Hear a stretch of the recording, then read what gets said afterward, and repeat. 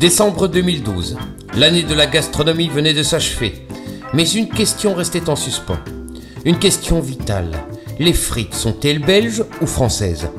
Pour moi, elles sont belges, bien sûr.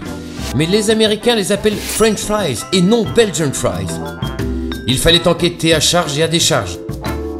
Alors, Bruce Sélichouz organisa un débat d'experts incorruptibles dans le cadre du festival Frites Côte. Ils invitèrent deux historiens gastronomiques belges, Pierre Leclerc et Roel Jacobs, et une française, Madeleine Ferrière. Le débat fut présidé par Philippe Ligron, un Suisse à la neutralité indiscutable. Toujours prêt à se faire un paquet de frites, Albert Verdeyen se fit l'avocat de notre belgitude. Les débats avaient à peine commencé qu'ils tournaient déjà aux pickles. Pierre Leclerc nous lut quelques mots assassins d'un dénommé Georges Barral. Ce sont les proscrits français de 1851 qui les ont introduits à Bruxelles. Auparavant, elles étaient ignorées des Belges. C'est la frite d'origine française qu'on appelle à l'origine la frite Pont-Neuf. On peut avoir l'impression que dans cette préhistoire, à plusieurs reprises, il y a beaucoup de références françaises et surtout parisiennes. Le public était sidéré. On nous racontait que notre frite serait donc née sur un pont de Paris pendant la Révolution française et que les marchands la faisaient frire dans de grandes marmites et la vendaient au tout venant. C'était finalement une fille de la cuisine de rue, parce que la cuisine des rues est la seule à ce moment-là à pouvoir faire de la friture. On sait très bien que pour les ménages moyens, manque évident de matière grasse. Mais s'agissait-il bien d'une frite authentique? À cette époque, comme on l'avait dit, la poêle de terre frite, ce sont des pommes de terre coupées en rondelles, passées à la poêle dans du beurre. Des frites rondes, voyez-vous ça? Il manque un élément, c'est la découpe en bâtonnet. Voilà qui relançait notre enquête. Mais alors, comment cette Parisienne serait-elle entrée sur notre territoire? Mais tout simplement parce qu'au XIXe siècle, à partir de 1831, nous sommes le pays avec la constitution à peu près la plus moderne d'Europe, et donc nous sommes une plaque tournante où l'Europe entière débarque, et tous ces gens viennent dans les galeries Saint-Hubert, qui sont le plus grand complexe des galeries, le premier de cette envergure construit en Europe, et tout le monde se rencontre là-bas, et tous ces gens ont derrière eux un savoir-faire, ont l'habitude de bien manger dans leur lieu d'origine. Le dossier précisait que c'était dans les foires et les kermesses que l'on présentait les nouvelles inventions. Et c'est à ce moment-là qu'un coup de théâtre survint.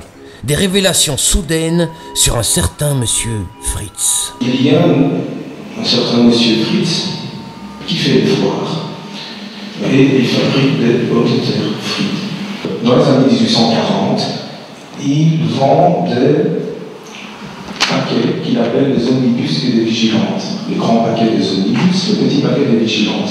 Et dans ses publicités, il nous dit qu'il fait rouler. Je fais rouler mes omnibus et mes vigilantes. Donc là, on voit bien qu'il vend encore des pommes de terre frites en forme de rondelles. Étape suivante, les bâtonnets. Quelques années plus tard, en 1855, il vend des Russes et des Cosaques. Et là, on sent bien qu'il y a un changement de forme. Un Russe et un Cosaque, ce sont des personnages. Là, on n'est plus du tout dans la forme ronde. Et ça se passait en Belgique. Suite à ce retournement brutal de situation, Madeleine Ferrière sembla vouloir noyer le poisson. La naissance de la frite, on s'en manque un petit peu. Ce qui nous intéresse, à nous, c'est la naissance du beefsteak comme frite. On ne mange jamais la frite seule.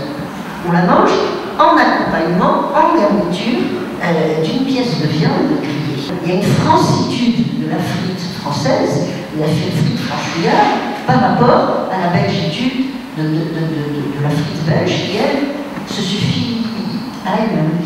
Mais il n'y avait pas encore de quoi former notre intime conviction.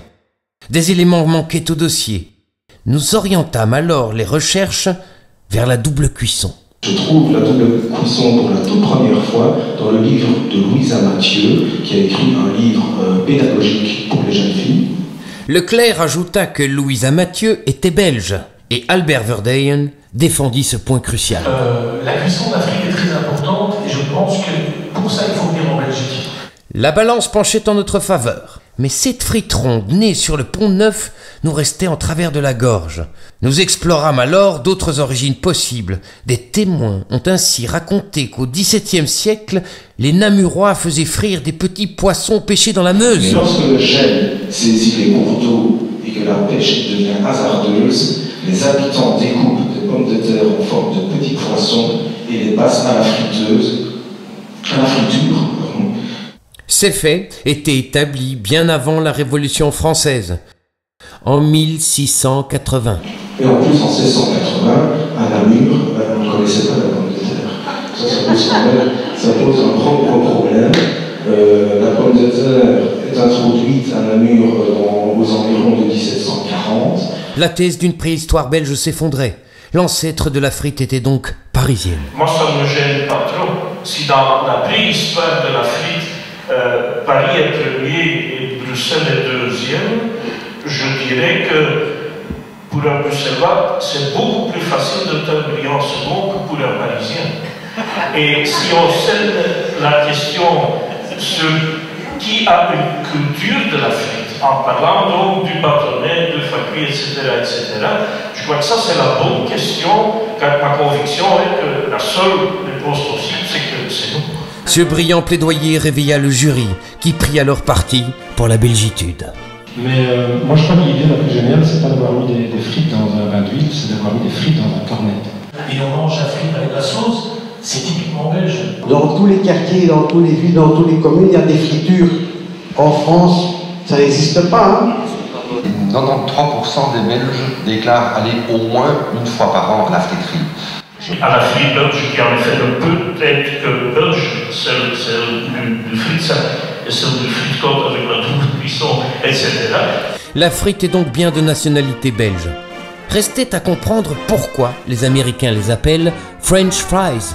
Les Américains venus pendant la guerre de 14, comme ils venaient combattre du côté français, ils n'ont pas pu connaître les frites belges.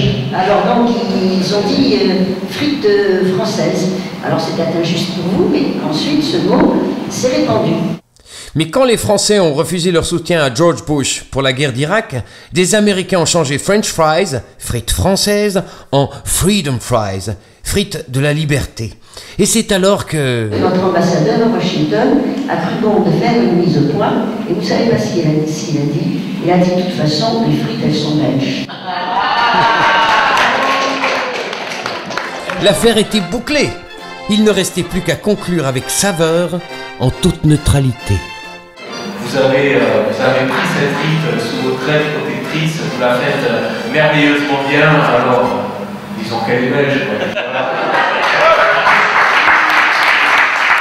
La messe était dite, la frite rentrait au bercail, et désormais... Plutôt que d'humblement parler de French fries quand on parle des anglophones ou quand on est à l'étranger, je propose qu'à partir d'aujourd'hui on parle tous de Belgian fries parce que c'est vraiment plus légitime au niveau de l'usage contemporain de la frite. Voilà. Il faut garder la tête haute et diffuser, donc dorénavant Belgian fries. J'imaginais que Madeleine devait être un tout petit peu déçue. Ça n'a pas d'importance. Je vais me consoler. Vous savez, je m'appelle Madeleine. Vous savez ce que je vais faire après le débat? Je vais prendre le tram 33 et je vais manger des frites chez vous.